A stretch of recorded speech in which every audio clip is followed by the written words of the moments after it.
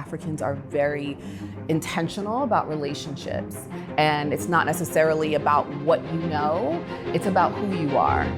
Really important as an entrepreneur or as an individual to go where you're being recruited, go where people want you and they're telling you and they're making a pathway for you versus being where you're tolerated or where you're having to hand over half of your income.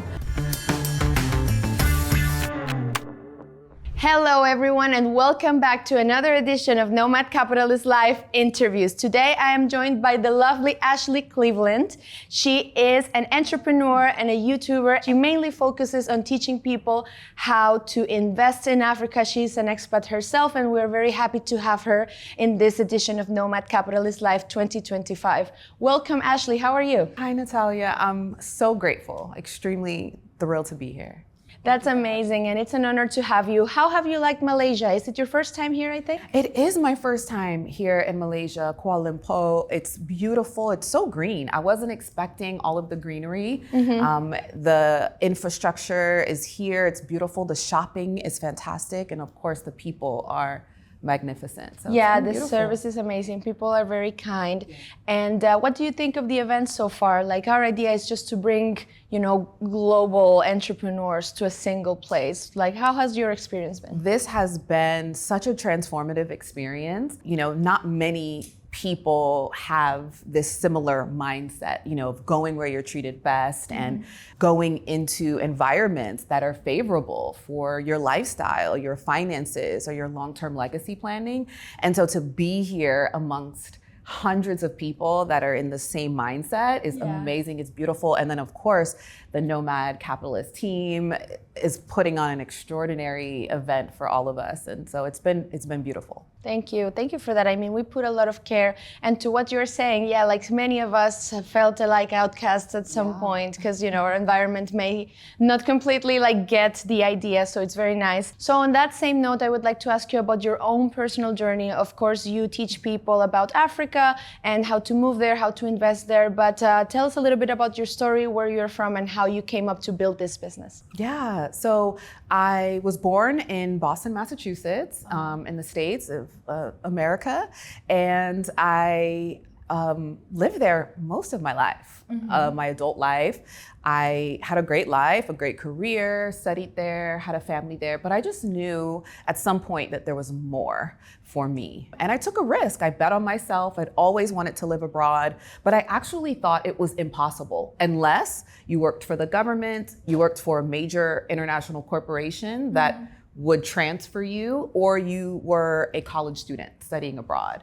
And so I thought, certainly, 30s, mother, nobody does that. You can't do that. So you were in your 30s and you were already a mother. Yeah. And how young was your kid or your children? Yeah, my daughter was 2 years old. Wow. So I have two daughters. My youngest was 2 and my oldest was 9. Yeah, when we made our move. Yeah. And so we made our move that started off as honestly a sabbatical abroad, which was something I also didn't think I could do. But I did it and I was exposed to a life outside of everything that I knew to be true. Yeah. So much changes, so much unlearning I had to experience. And I decided to share that journey with people online.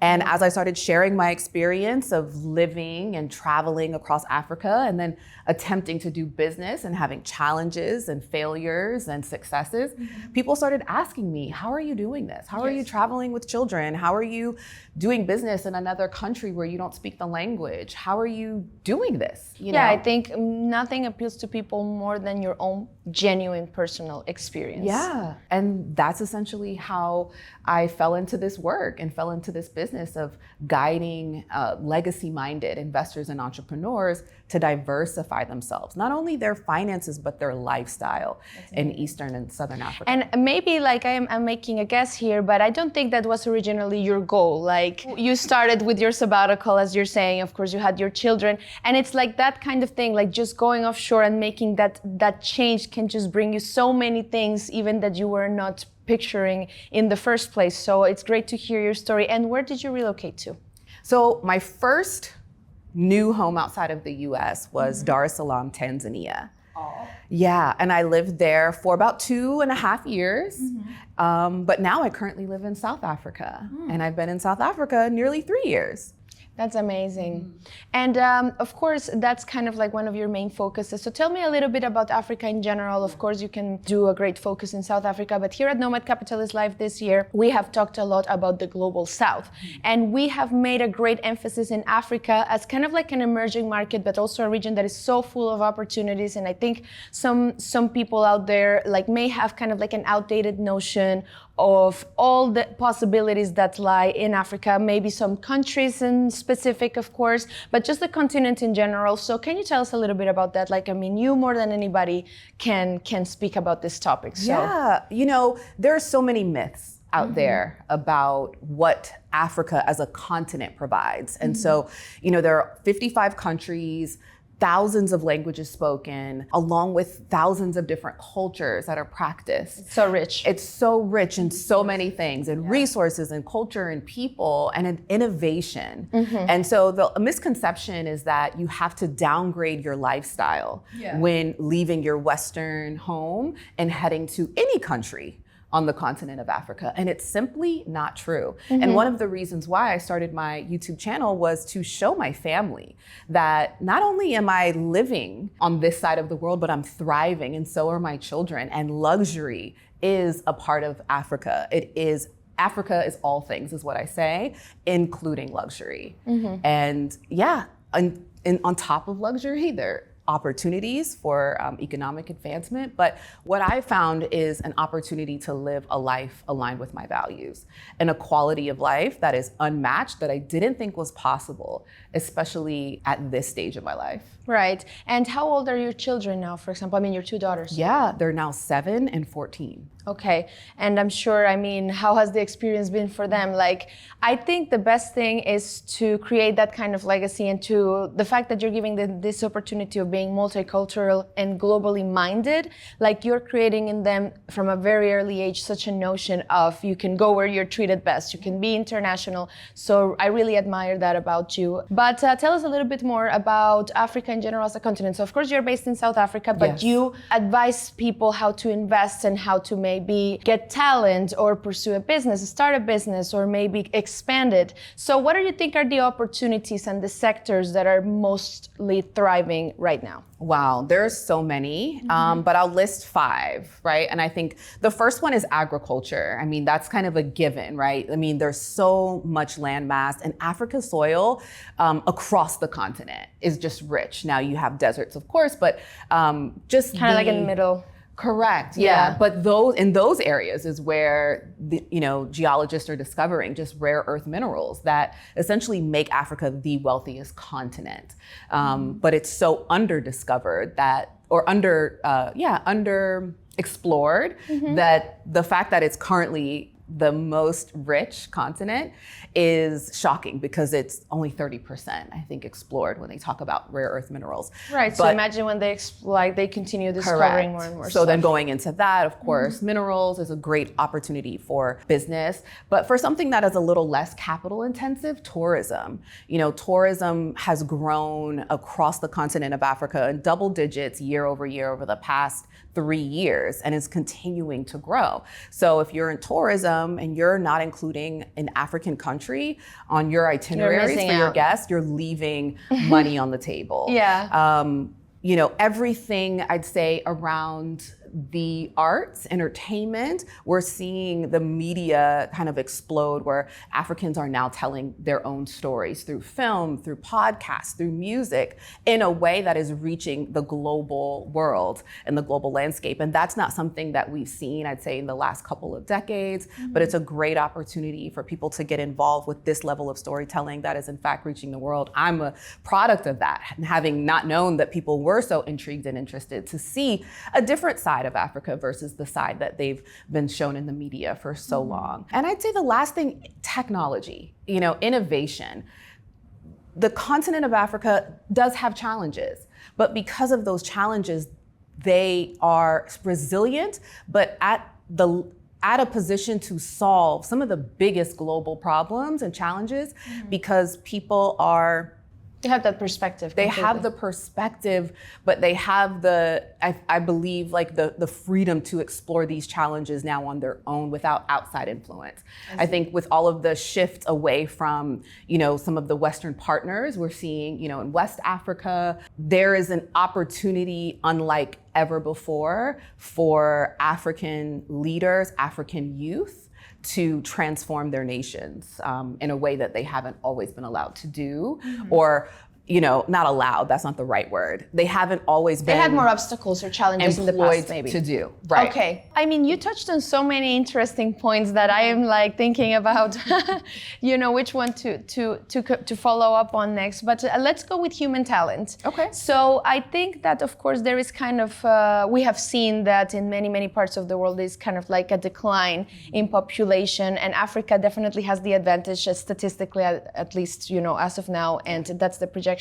So how do you see human talent? Because I mean, of course, it's very good that the local industry is developing, but you also mentioned, for example, agricultural. So when you're a foreign investor and you want to help set up kind of like the infrastructure to kind of develop these industries, you can also go for human talent. And how easy or how qualified are you seeing human talent in Africa? Yeah, well, it depends on the region. Everywhere is different. And of course, I live in a major metropolitan city. Yeah, I mean, you can mention specific countries if you like. Okay. Well, I'd say, there is, collective, collectively, there is a conversation around a brain drain. A lot of born Africans will migrate abroad for a better life and better opportunities. Yes. And there has been this challenge, I'd say, with many African nations struggling to retain their talent and attract talent. I'd say that is where the opportunity lies for people that see the innovation that is happening and the opportunities that are available, is to come and build something impactful. However, there are places where the talent is super educated and super ready for opportunities, but businesses need to come and create opportunities for them to be employed in those roles. So I'd say it's a mixed bag. There are some challenges, but I would say this is not an overnight solution, right? Coming to an African country and setting up business, it's not like the West where you can just kind of go, register a business, get to work, within 30 days. It's kind of like a venture in some ways. It is a commitment. Okay. The best way to be successful, and again, every country is a bit different, but I will say overall, Africans are very intentional about relationships. And it's not necessarily about what you know, it's about who you are. And that is a big mindset shift from, Western spaces. Where did you go? Where were you educated? And what do you do? And that qualifies you. Where I've found in my experience, the people that I've collaborated with and I've worked with, where I've been the most successful in aligning my clients, they wanted to know who I was and what my intentions were and what my goals were long term and whether or not I aligned with theirs. And that's how we engaged in business. And that's how people will be successful. And that's how you build the trust as well, I think, throughout personal relationship. That's very nice. And of course, I mean, it's a commitment, but it's also the future. So I will give you an example because I can relate to that completely. And I will talk about Nomad Capitalist as a company and about Mr. Henderson as a founder. So he, for example, is the best example that I can provide, found Georgia and kind of like believed in Georgia as a country and in the human capital in Georgia many, many years ago, where other people would have said, oh, but post-Soviet country, like, I don't know.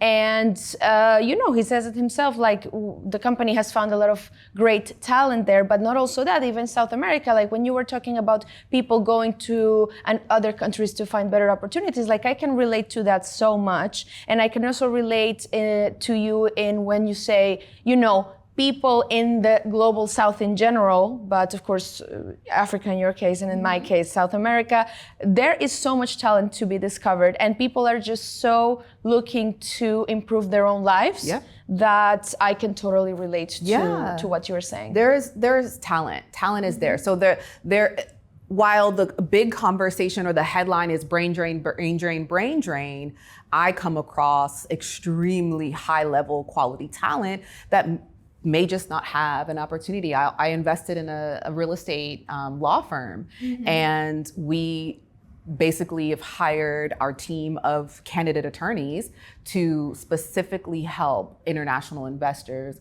with their due diligence process in purchasing real estate. And these were, candidate attorneys. They had graduated law school and they just hadn't had an opportunity to work in a major firm because there are thousands of underemployed attorneys in South Africa. And I'm sure that they appreciate that so much, right? Well, I mean, and we appreciate them, right? The opportunity it's a win-win situation. Exactly, because my belief is in entrepreneurship. I believe the only way to economic freedom is through entrepreneurship and wealth creation. And so what better way to do that as a young person selling property in one of the best asset classes in a continent and in a country that is growing rapidly and seeing a lot of foreign direct investment.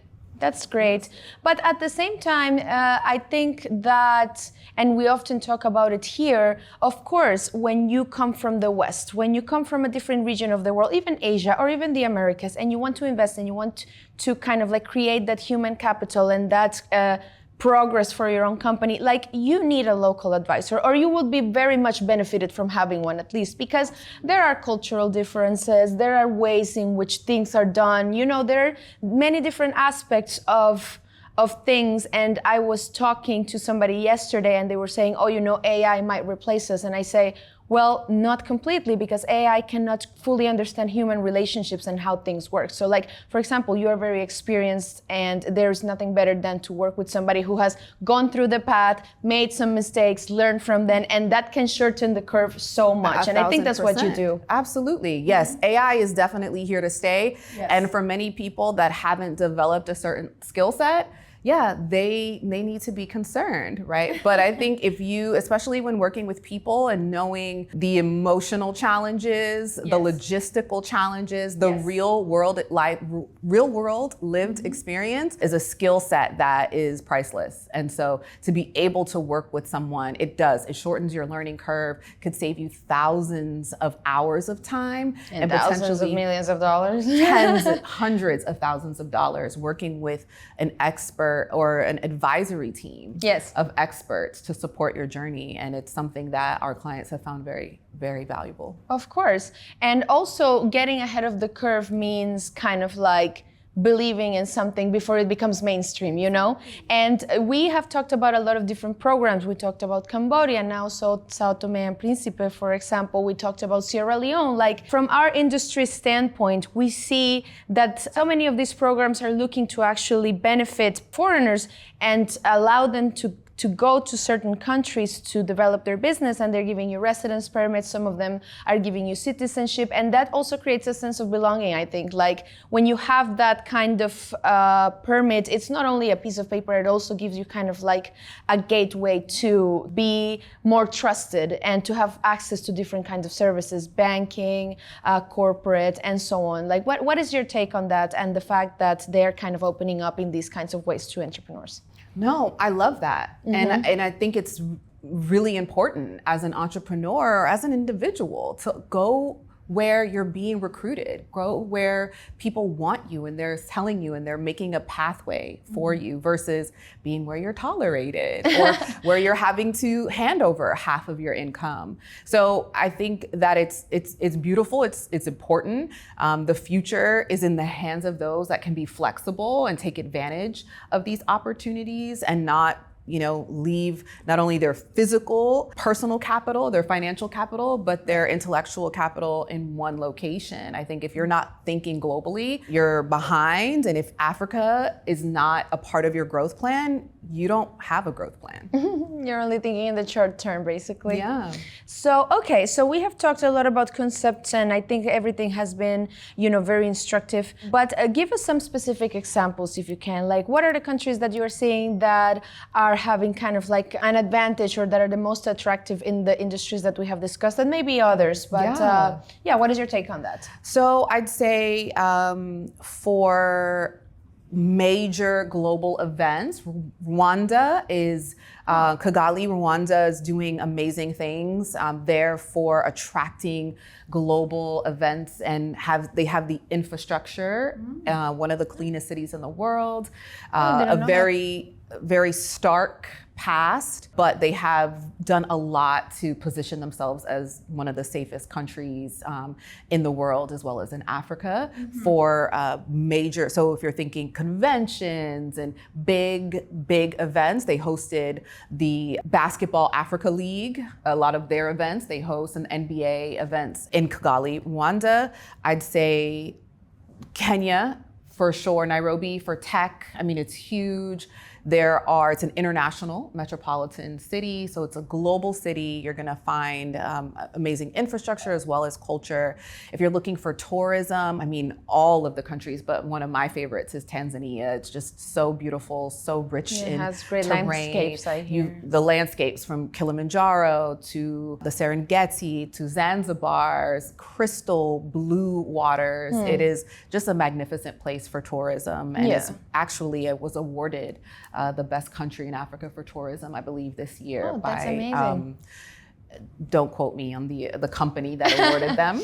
It was awarded. But yeah, and I'd say people don't think healthcare when you talk about Africa, but I'd say... It's not the first thought that comes to me. But how is it? Tell us. It's great. I mean, I have a colleague that actually runs a medical tourism business out of Nairobi, Kenya. But I'd say living in South Africa, it is one of the most advanced places to receive treatments, affordable, as well as some of the best bedside manner I've ever experienced from physicians in my entire life. The medical innovations that are happening in South Africa are really something people should be paying attention to. You know, I can totally believe that, because we had a similar experience. We went to a small town in Ecuador called Loja, and it's very, very like isolated in a way, but it's like amongst kind of like surrounded by nature. And there we found so many good like physicians, like bone marrow transplant kind of level. I totally believe it. And I think that when your focus is health, you should definitely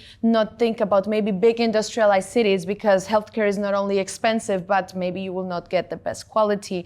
And also, to your point, like in the end, humans need like natural resources to survive. And like we're seeing, whether you believe in climate change or not, and regardless of what your position is, the reality is that no matter how much we evolve as a species, I mean, we will always need water, we will always need natural resources, and our health is one of our greatest assets. And I think that that's gonna also be a major point for Africa, because you find so many resources there. 1000%. I mean, the wellness space is exploding.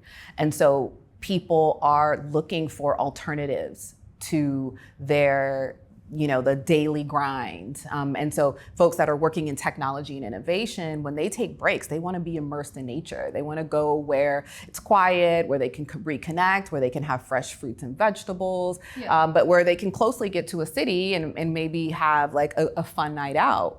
So it's absolutely something people should be considering, as well as it's where so many of the superfoods and just amazing, when I was living in Tanzania, some of the best herbs you could just walk outside and grab and have some tea, and it would cure, whatever, the cough or the fever or whatever. And so, I mean, going back to kind of the Eastern way of medicine, when we've seen what Western healthcare has looked like, especially in the US, for me, in my experience, the cost and the implications of what healthcare is as an industry. Now being on this side of the world and having more of a hybrid approach is something that I feel has transformed just my health and the people around me. The healthy middle ground, I think it's important. I mean, you get the best of both worlds, right? Like you get great quality healthcare, you get this natural environment, but you also get development and infrastructure. So it's kind of like a healthy middle that will just give you many advantages in your personal life. And we have talked about a lot of advantages, a lot of opportunities, but in the end, of course, we are people. And the journey of moving abroad, especially you with your daughters and so on, also comes with its challenges, or comes with its moments of difficulty. So how has that been for you, and what have you identified as factors, but that are ultimately, I believe, from what we've talked about, completely worth it? Yeah, I agree. You know, there are a few challenges that a lot of people don't talk about. Of course, there are some of the emotional challenges that come from leaving everything that you know to going into the unknown, but that allows for moments, big moments of self-reflection and I think expansion. There are also the challenges of bureaucracy and paperwork, you know, but people do talk about those. But my belief is a little red tape, that's the price of freedom. You know, I'll pay it, I'll pay it. And then, you know, there are some lifestyle changes. One of the best ways to do this move is to have consistent amount of income or something that, you know, you've sold or something that you're able to earn from anywhere, and that location independence. And that can be trying, especially as an entrepreneur, and having to learn how to manage those things. I did have to, you know, learn to live with less, but those opportunities, that moment actually gave me clarity on what mattered and what my values really were and where I could actually invest and spend my money and save my money. But ultimately, I see challenges not as walls, but as doors. And so if you're interested and willing to walk through those doors, just know that you don't have to do it alone. And when you choose to do it with someone, do it with a team of people that have done it. And they're not just going to make sure that it's done. They're going to make sure that in the process, you're treated best, you're treated with dignity, you're treated with respect, and ultimately you're putting yourself in a position to not just live the life that you've been given, but to live the life that you desire. You know, I could have not said it better. Thank you so much, Ashley, for joining me. It was a pleasure to speak to you, and I hope that you enjoy our event, and I hope to see you on the next one. Thank you so much. Yeah, you're welcome. It's a pleasure. And to our audience, don't forget to like, share, and subscribe to our YouTube channel. We constantly do these kinds of interviews, and we get great insights from people like Ashley. So stay tuned, and we'll see you on the next one.